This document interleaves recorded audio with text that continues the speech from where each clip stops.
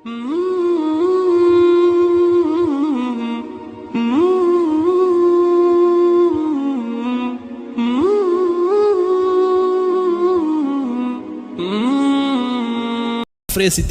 dagaal 3 bilood iyo barka dhacay 3 waxa lagu jabiyay Xajaaj iyo colkiisa hal marna isaga wax jabiyay waa markii la kala food qaaday dhamaatayba sheekadu ninkaas sabirkiisa 3 jeer baa la soo jabiyay 3 bilood iyo barka muu qoosanin oo muu tagin markii ugu dambeeyay ayaa uu jabiyay colkii markiina uu baabiyay waxba kama reebinba labada qolo way kala duwanaayeen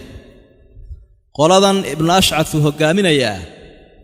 waxay ka agdhow yihiin dawaa Ciraaq oo reer Ciraaq waxa ay ka agdhow yihiin dadkoodii iyo deegaamadoodii iyo dhaqaalahoodii qoladan reer Shaamna halkay ka yimaadeen ninka Suuriya ka yimid Ciraaq ka dagaalamaya maxaad u malaynaysaa waxa weeye intee oo masaafada buu soo jaray taakulayntii baa adag dhaqaalihii baa ku yar marka colkan Xajaaj la socda gaajadii baa ku badatay hubkii baa ka yaraaday dhaawicii baa meel ay geeyaan ku adkaatay duruuftii baa jiq ah marka qoladan ibn ash'ath la socotaa waxay istaawinayaan ama isu aaminsan yihiin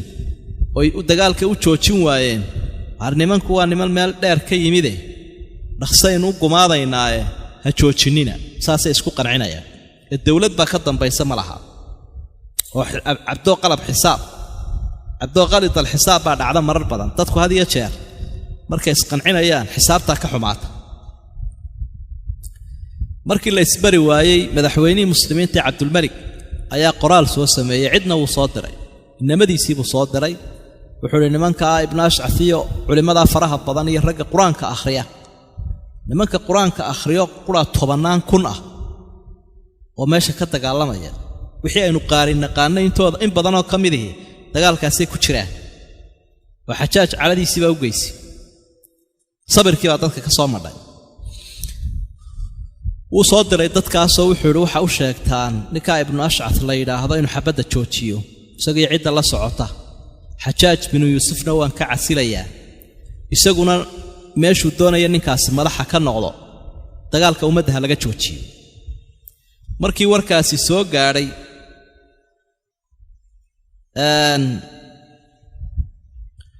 ibn ash'ath uu yara hunguri baa yara galay ilaa isaga qudhiis madaxtinimu doonaya markaa wuxuu soo war ma ka yeeshaa codsiga laakiin raggiisii buu la shirayo wuxuu war maxay idin la tahay ninkii caynkaas soo jeediya Xajaajkii xumaana waan eriyaya adigana madax baan ka dhigayaa dadkana masaariiftii u socotay oo dhan baan u deynayaa marka qof wal oo qaariya iyo shaqaalihiisaba mushahar baa loo qoray qof wal oo culimada kamida mushahar buu lahaan jiray oo la siin jiray banka muslimiinta laga siin jiray wixii uu Xajaaj kala tuurayna waan soo celinayaa culimadii quraadii mushaharkoodii dhaqaalahoodii ha wada qaateen ninkan colka hogaaminayawna meesha doonaysa wadanka madax ka noqo Xajaajna waan eriyaa warintaas ma idin qancisaa warintaas uu soo jeediyay ka warrama waa la qayliyay hadiya jeer hadaad dad cabayso way adkaanaysaa sidhinkooda sidaad u dabciso ilaa intay qarxayaan balaayo aan dajin karaynin lama istaaro oo imika shaygeenu aad ugu faraxnay markii hore Rabiic al-Arabi loo oran jiray gugii carabta kacdoonadii ka dhacay 5 dawladooda muslimiinta kamida maanta mid quro lagu guuleystay ma jiro laakiin waxaynu filaynay dictatorradii dadka cirbaha soo cunay ee muslimka soo laayay haddii maanta ashacbu yuriid la yidhi isqaata nidaam oo shacabkii israacay inay ka raynaysaa baynu moodayn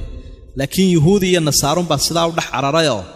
steerinkii inagu maynaa leexin karin iyagaa leexiyey markaa bal imika liibiya halkay ku dambaysay liibiya way ka dartay oo shidaalkeedii gaalunbaa iska qaadata maanta shidaalka adduunyada u wanaagsan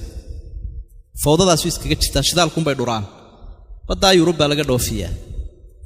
meeshii la odhan jiray Suuriya khalaas quwadii waaweynaa baa kala goostay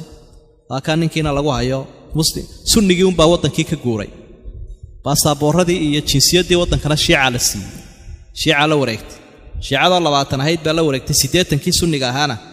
Yurub iyo Canada loo saaray Yemen halkay ku dambaysay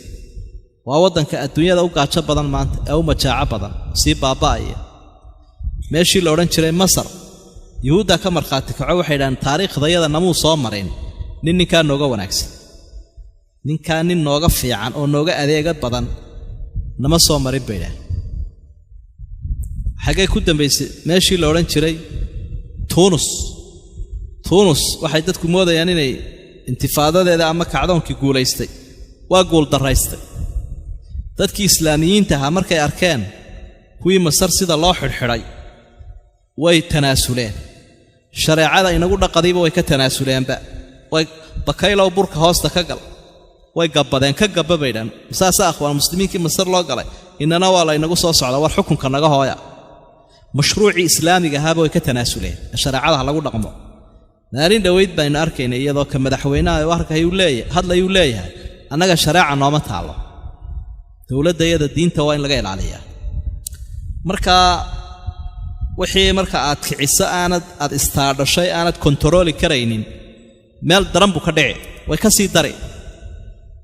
markaa waa in la eegaa waxyaabaa laga faa'iidaya waynu arki doonnaa ninkan isagiihi rag dadkii uu hor kacayay waxu sheeg buu islo isagaaba lagu kacayaa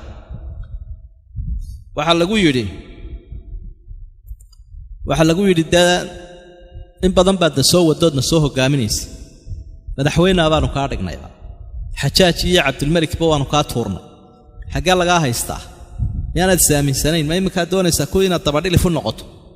markaa waaba lagu dili buu isiri oo ku kiciya buuhi waa yahay dagaalkii waa la isku waday 84kaa dagaal markay dhaceen ummad aad u fara badanina dhimatay ninkii xajaaj wuu fikiroo dadkiisiibuu dib ula tashaday oo kaartooyinkiibuu beddelay markaa wuxuu idhi nimankan xaggaynu ka mari la'na waxaa la yidhi colba hoosta ugu jira aayatullayaala oo soo mara waxadinayooo qalbiga colka waa qura'ada baa lagu yidhi nimanka qur-aanka yaqaana ee cilmiga yaqaana ee fuqahada ah ee dadka ruuxda macnaha waa dadka ruuxdooda hoggaaminaya nimankaasi qaybtaasay ka dagaalamaan colka dhinacaasay ka dagaalamayaan nimanka ha la ataago sidii buu yeelay col gaar ahoo garab gaar ah guutooyin gaara buu u sameeyey dadkii culimmada ahaa iyo qura'ada ahaa oo imminka magacyadooda halkan aynaan ku soo koobi karayna ragga caankee la wada yaqaano ka mida kuwii baa markaas si gaara loogu duulay gawo baa laga dhigay intoodii badnayd maalintaasuu jebiyey xajaaj binu yuusuf colkii uu hoggaaminayey cabduraxmaan ibnu muxamed ibnu ashcaf maalintaasuu taariikhda taqriiban 83 meelahaasay ahayd colkaas maalintaasuu jebiyey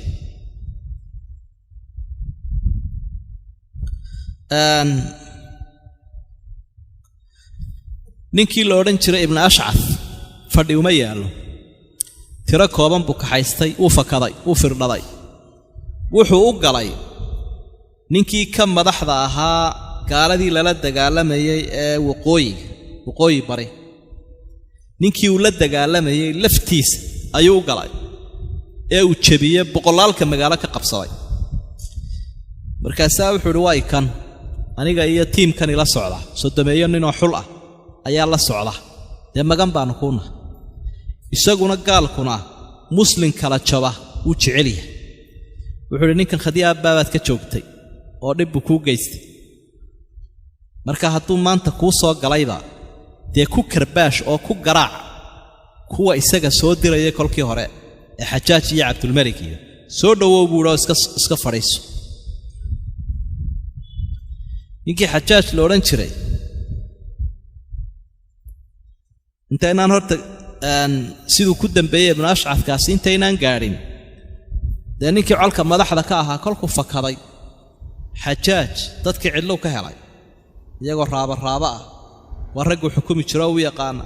dadkiibuu bililiqaystay wuxuu ka dhigay waxoodiina qaniimad buu u qaatay wixii helana wuu dilay markaa raggii uu yaqaanay buu mid u qabtay oo raggu soo qabtay waxaa ka mid ahaa imaamka aynu taariikhdiisa soo sheegnay ee caamir ashacbi alimaamu hiqa alfaqiihu almuxadith almufasir imaamkaasaa markiina colka abaabulayay ayuu soo qabtay